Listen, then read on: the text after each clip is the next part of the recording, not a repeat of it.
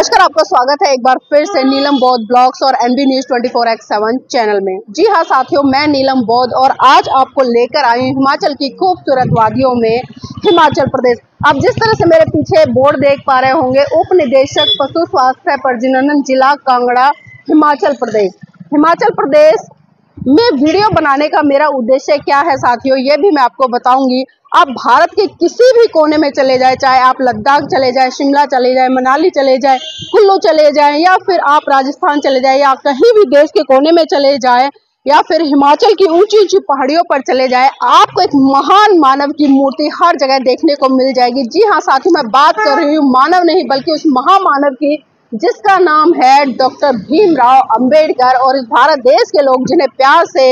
बाबा साहेब के नाम से पुकारते हैं। जी साथियों, ये बिल्कुल जो हिमाचल प्रदेश है, कांगड़ा का जिला, मैंने अभी बताया जिस तरह से जिला कांगड़ा हिमाचल प्रदेश, बिल्कुल चौक पे बीचों बीच बाबा साहब की ये स्टैचू लगी हुई है। और इस स्टैचू को लगवाने का कारण क्या है, क्योंकि साथियों आप सभी जानते हैं कि जिस तरह से बाबा साहब ने भारत देश का संविधान तमाम संघर्ष, समर्पण, बलिदान और तमाम कुर्बानियों के बाद लिखा, जिस तरह से बताया जाता है कि चार बच्चे उन्होंने कुर्बान कर दिया, अपनी जीवन संगनी को कुर्बान कर दिया, तब जाकर भारत देश के लोगों को एक इतना विशाल महान ग्रंथ मिला जिसे कि हम भारत का संविधान कहते हैं। और साथियों मैं पहले भी यहाँ पर आई थी, मैंने एक वीडियो बनाई थी, मैंने कहा था कि जहाँ जहाँ बाबा साहब की मूर्तियां लगी होती है मुझसे रुका नहीं जाता, और मेरी जिज्ञासा होती है कि जहाँ जहाँ इस भारत देश के कोने कोने में बाबा साहब की मूर्तियां लगी हैं, मैं आपको दिखाऊं कि देखिए बाबा साहब कितने महान थे,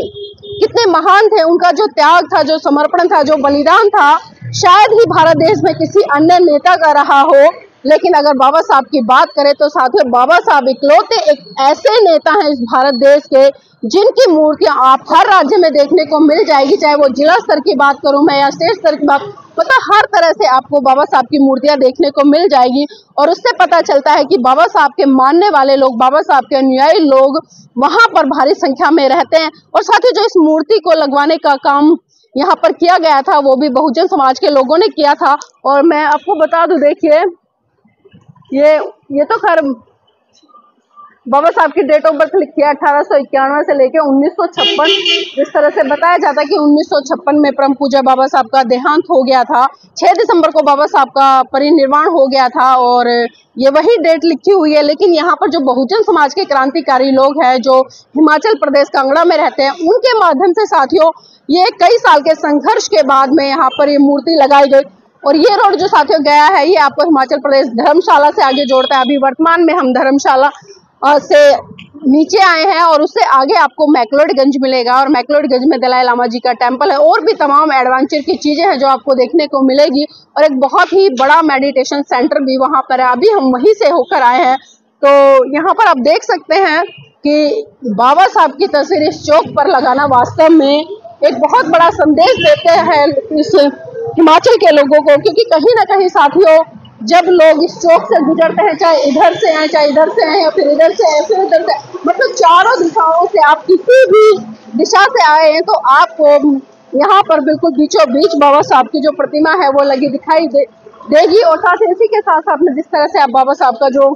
जय भीम का नीला झंडा है जिसमें कि अशोक चक्र लगा हुआ है, बाबा साहब की तस्वीर है, वो भी आप देख पा रहे होंगे, तो वास्तव में बहुत ही सुखद अनुभूति होती है। और सुखद अनुभूति के साथ साथ में गर्व भी होता है कि बाबा साहब एक ऐसे देश में जन्मे जहां पर आज बाबा साहब के लोग, बाबा साहब के अनुयायी उनकी जय जयकार करते हैं, उनके आदर्शों पर चलने का काम करते हैं। और साथ ही आपको बता दूं, अगर विश्व के 5 बुद्धिजीवी लोगों में किसी की गिनती होती है तो उसमें से एक नाम परम पूज्य बाबा साहब का भी आता है। उन्हें सिंबल ऑफ नॉलेज भी कहा जाता है। और अमेरिका के जो राष्ट्रपति है बराक ओबामा, उन्होंने तो यहाँ तक कह दिया कि अगर बाबा साहब हमारे देश में पैदा होते तो हमें उन्हें दुनिया का सूरज कहते। और इतना ही नहीं साथियों, आपको पता होगा जब कोलंबिया यूनिवर्सिटी है, जब उसका इतिहास खंगाला गया 300 साल का, कि यहाँ से पढ़ने वाले जो 300 साल तक बच्चे पढ़ कर गए, सबसे श्रेष्ठ बुद्धिजीवी विद्यार्थी कौन था, तो आपको जानकर बड़ा आश्चर्य होगा। जो लोग जानते हैं उन्हें पता है, लेकिन जो लोग नहीं जानते साथियों, उनके लिए गर्व की बात और खासकर भारत देश के लिए गर्व की बात है कि कोलंबिया यूनिवर्सिटी जब इतिहास खंगालती है तो वहां पर पहले नंबर पर साथियों परम पूज्य बाबा साहब का नाम आता है। और जब 100 लोगों की वहां पर लिस्ट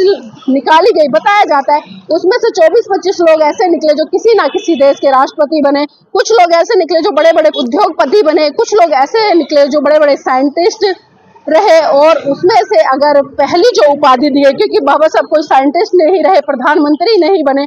और ना ही किसी तरह से बाबा साहब ने उद्योग के क्षेत्र में काम किया, लेकिन अगर हम पूरा निचोड़ देखें तो साथियों पहले नंबर पर, प्रथम स्थान पर आने वाले परम पूज्य बाबा साहब ही है। और ये भारत देश के लोगों के लिए गर्व की बात है। तो साथियों मैं चाहूंगी आप इस वीडियो को लाइक करें, शेयर करें और आप देखिए सीधा ये मंजर हिमाचल प्रदेश जिला कांगड़ा से। और आपको भी गर्व की अनुभूति होनी चाहिए कि आप देश के किसी भी कोने में चले जाए, किसी भी राज्य में चले जाए, किसी भी जिले में चले जाए, किसी अन्य महान पुरुष की जो मूर्ति है वो नहीं मिलेगी। अगर मूर्ति मिलेगी तो वो सिर्फ और सिर्फ परम पूज्य बाबा साहब की मिलेगी।